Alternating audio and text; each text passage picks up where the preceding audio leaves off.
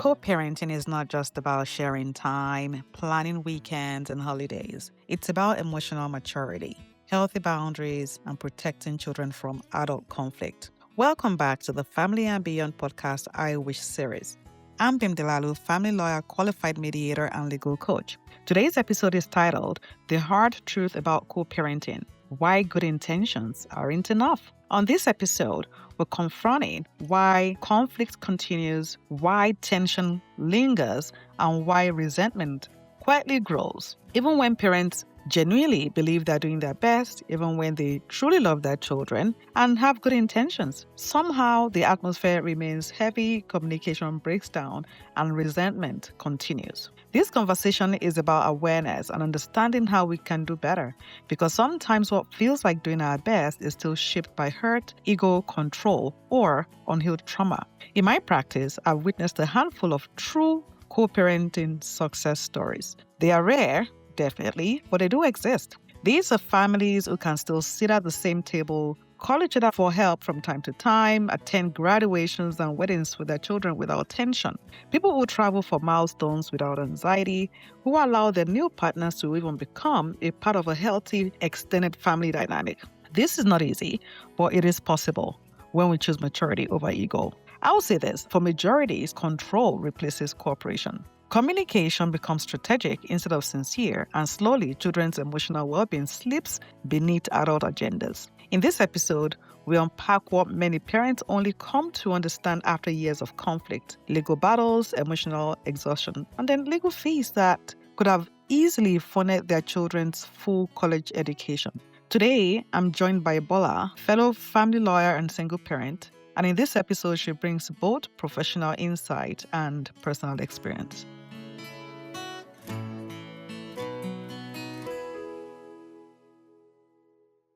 Thank you so much, Bola, for joining us today. So, okay, let's talk about when you've separated and what did you believe co-parenting would look like when you separated, and how quickly did that reality challenge that belief for you? Well, kids, because we have two kids, twins. When we separated, they were just 1 year old at the time. So honestly, when you break up with someone, sometimes it's not planned. I didn't really think too much about co parenting or what that would look like. I always knew that if this were to go south, I was going to be that parent that would do reasonable and generous access. And I'm lucky in that there were no issues with the father of my children in terms of whether I was scared for the children's safety or anything like Mm. that.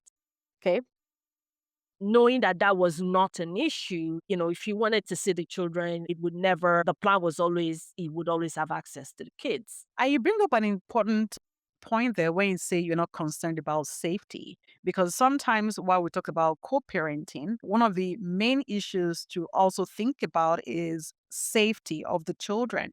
So when you say you're not concerned about safety, I think that's crucial in terms of how you move forward co-parenting. So in your situation, you're saying you didn't think too much about it because you are not concerned about this issue. Okay, that's wonderful. So, but how quickly did this reality change for you in terms of what you thought was going to be the case, and what was the case at the time, at least at the onset? Okay. So it quickly changed shortly after because I left private practice to take a job in a different city. So my reality itself changed. Me and him had discussed whether he was going to come along with us because at that point we were still trying to figure out whether we should reconcile. Anyway, it turned out that it was just myself and the kids that ended up going, and he was just going to be, coming and going. Again, have reasonable and generous access to the children. Okay. And so the change for you then would be the fact that you're not living in different cities, essentially. Correct. Okay. All right. At what point did you realize that good intentions alone were not enough to make co-parenting work? So I think it occurred in different stages. I would say our first Christmas, just myself and the kids. He had come. He came from Calgary to where we were after he did Christmas with us, and he was going to leave. I think on the 20th for that year, and I'm like, "Why are you leaving on the 27th? Why not? ask your employer to give you a computer so you could work from home and extend your time so that when you're coming here, you're not just doing 4 days, something of that nature. But he wanted to leave. He said it was impossible. So I knew in that moment that it's not enough for me to say I want to give him reasonable and generous access if he's not willing to do what it was going to take for that to occur. It's not about whether he didn't love the children. I knew he did, but we're all different people. Okay, you're so right there because I think this is where many parents get stuck. They believe love for their children will override everything else. They believe, having this particular idea as to how things will work will make things work successfully, but that's not usually the case. Mm-mm. Right. Okay. So let's talk about the biggest emotional challenges. And again, as a family lawyer, we see this often. I always call it, the ECF, ego, control, fear, resentment. This definitely has an impact when it comes to making decisions, when it comes to co parenting successfully with the other party.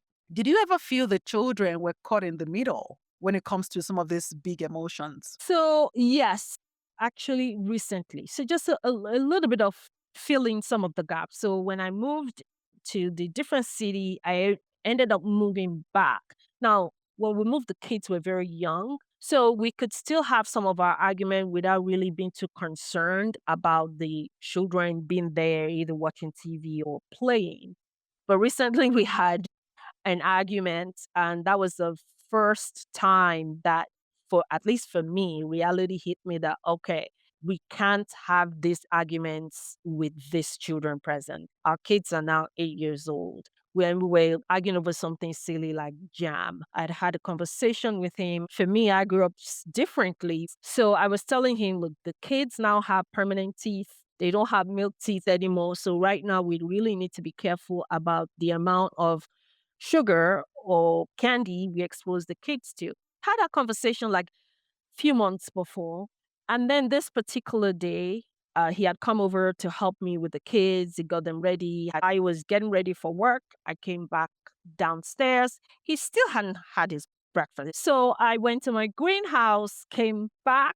The kid still hadn't had his toast. So I said, "Hey, do you want to have a bit of jam on that toast?" My son said yes. And then his dad immediately said, "Oh, I thought you said you didn't want them to have sugar." And I'm like, what do you mean?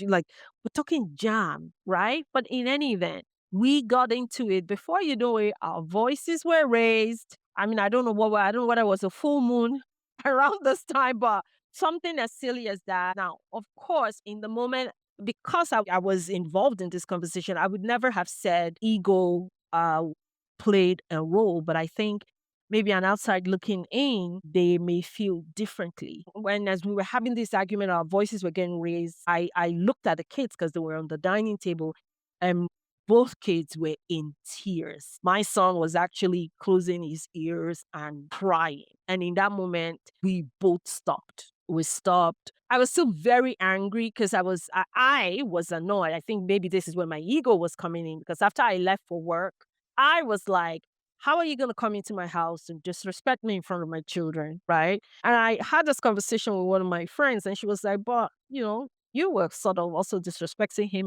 the kids were there as well. And later in the day, he apologized right away. I apologized right away. And since then, we haven't had any argument. Now, it's not to say that there are no things to argue about, but it's just now we're a lot more, for me, I'm a lot more intentional because I realize my kids now know.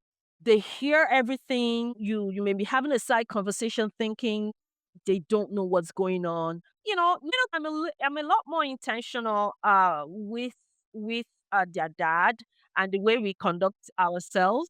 Were there parenting style differences that perhaps added strain to co parenting? For me, I would say I am more of the parent that likes structure just because my life is so chaotic. And anybody who has kids will understand that it's chaos, and I feel like we would all do better if they structure. The kind of school they go to, they always have homework.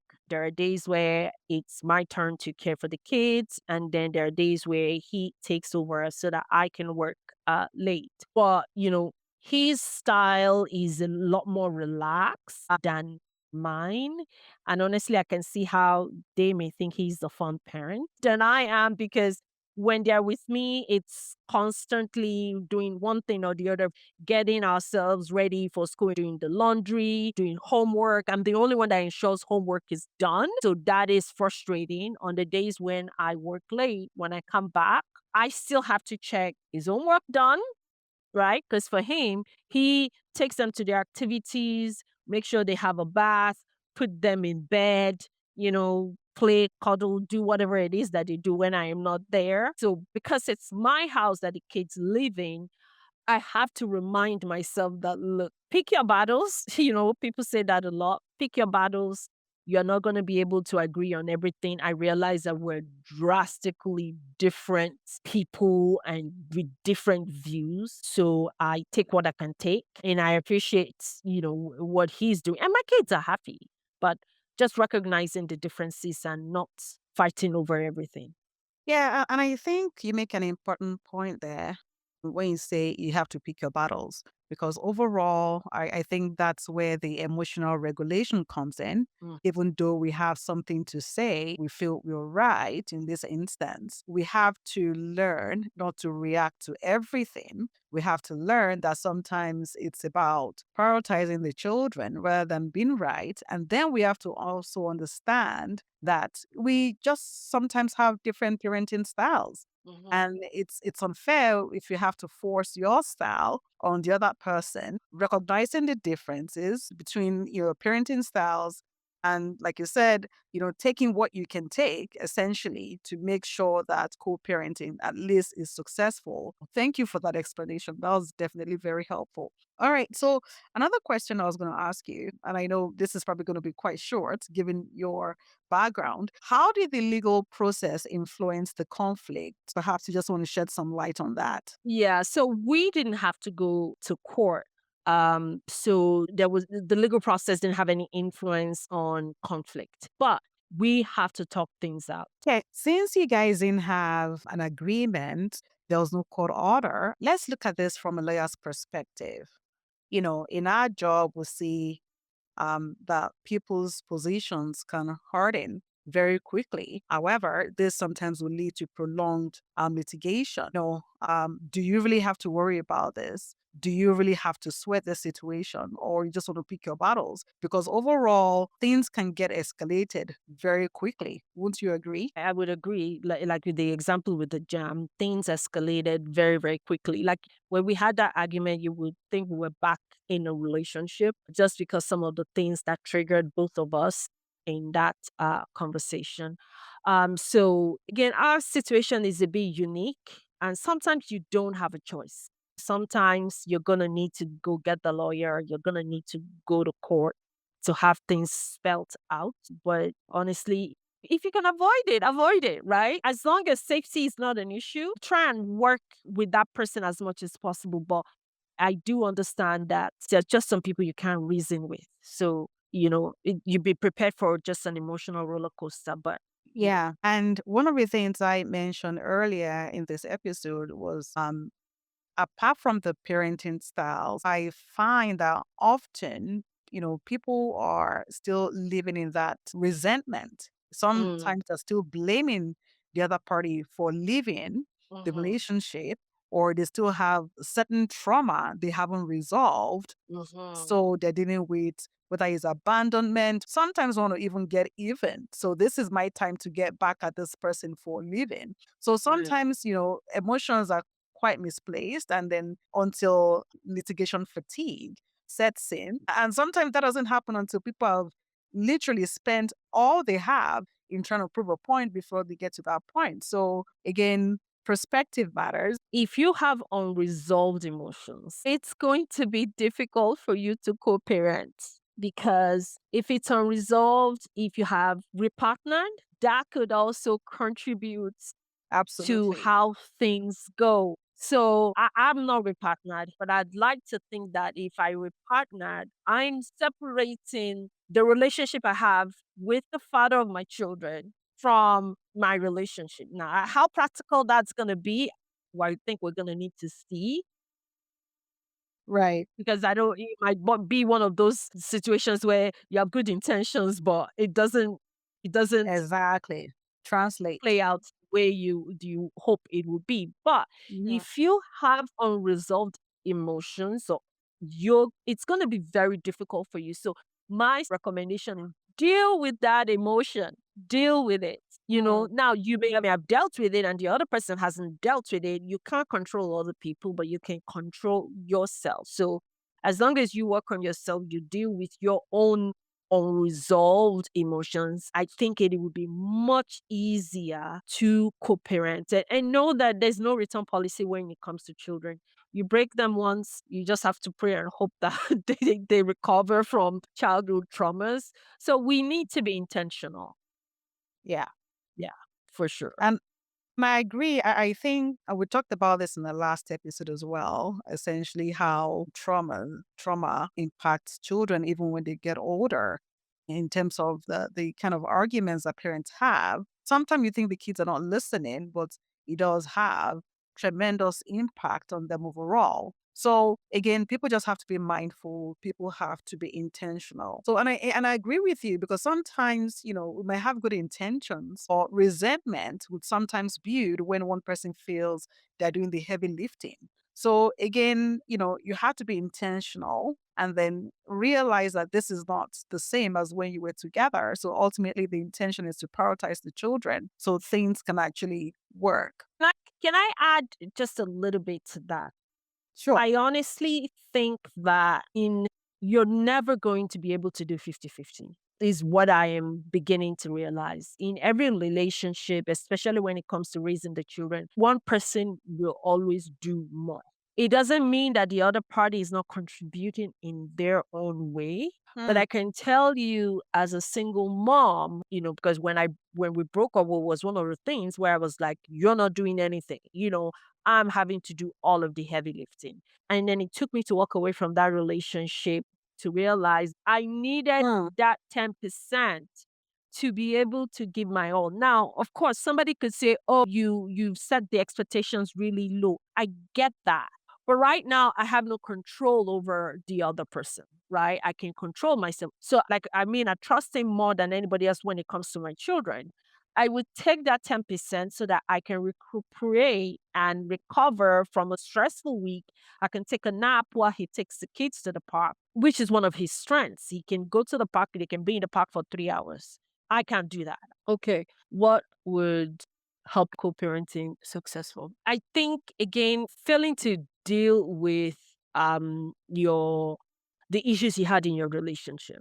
If you don't deal with that, it is going to translate into how you co-parent. Again, it's easier said than done, but if you take it one day at a time, I know back in the day when I used to work Dr. Phil, one of the things that he used to say is somebody has to be the hero. You're just going to need to decide whether you want to be the hero in the story or the villain. For me, in my situation, I decided that I'm going to try to be the hero as much as possible. There have been times when I've not lived up to it, and I have had situations where my kid's dad have met me halfway. Right? Like he probably has had the same conversation with himself, saying that I am going to be the hero. So it's sort of worked out for us. There have been times when I sit down, I think there are other people in my life, in my past that I dated. If I had had kids with them, that things might not work just as well. So I think parents just need to deal with their emotions, make sure you get closure, seek therapy if you must, and just put your children first in reality, not just saying it in words. Because once you are in line with that, choices will become easier and clearer to make, knowing that this isn't about who is right, who is wrong. It's just what do I want my kids to see in this situation? And also, if you don't have an agreement, then go get one, because sometimes people need to see it in writing. Expectations need to be clear because people sometimes can't communicate well. So if you're not good at communicating, this is where your agreement will be very helpful so that if there's any ambiguity, confusion, you can always revert to the agreement. This was fun. We should do it again. Thank you so much, Bella, for joining us on today's episode. What I appreciate about your story is that it doesn't romanticize co parenting. We talked about the challenges, we talked about good intentions. Overall, it was important to address challenges that people face every day and, often serve as hindrances to co parenting, talking about control, talking about resentment. Essentially, it's important to accept limitations, to understand that co parenting might mean different parenting styles. In closing, I would say this: co parenting is not about proving that you are the better parent, it's about protecting your children from adult conflict. So, while good intentions may matter, and they do matter, they're not enough without self regulation, without structure, without consistency, and the willingness to prioritize the children's stability over our pride and ego. If you're navigating co parenting challenges right now, know this: it is possible to co parent successfully, but this won't happen by accident. It would only happen when someone decides to stop fighting for control, when someone decides to put resentment or how they're feeling about the separation aside and prioritize the emotional stability of the children, prioritize the emotional safety of the children. If you have trauma or unhealed wounds that prevent you from co parenting, from communicating, seek help, get therapy. Thank you for joining us on this important episode of Family and Beyond Irish series. If this conversation resonated with you, share with someone who needs it. Until the next time, I'm your host, Bim Delalu.